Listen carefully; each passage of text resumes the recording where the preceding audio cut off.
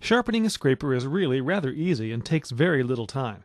You can find more details about it in issue 87 of Shop Notes magazine. Here's what you need. A cabinet scraper, of course, and note that I'm wearing gloves to protect my hands. A mill file,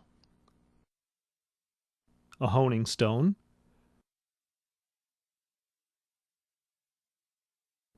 a burnisher,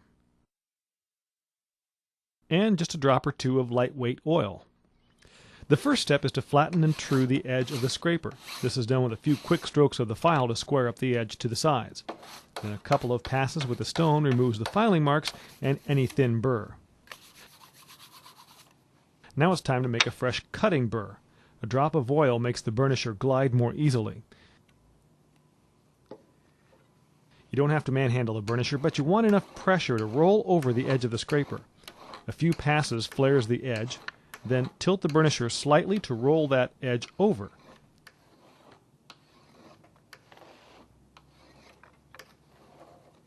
That's it. You should be able to feel the burr as you run your finger up the scraper.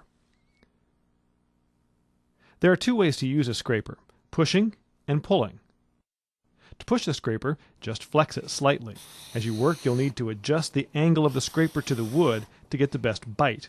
You'll know you've got it right when you start getting wispy shavings like these.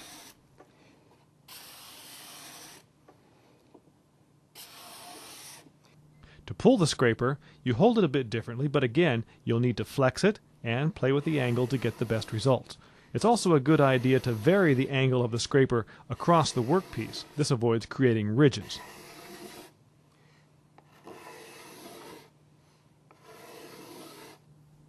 Here's a better example of how quickly a scraper can clean up a surface. See the planer marks here? A scraper, in just a few passes, makes quick work of smoothing out the surface.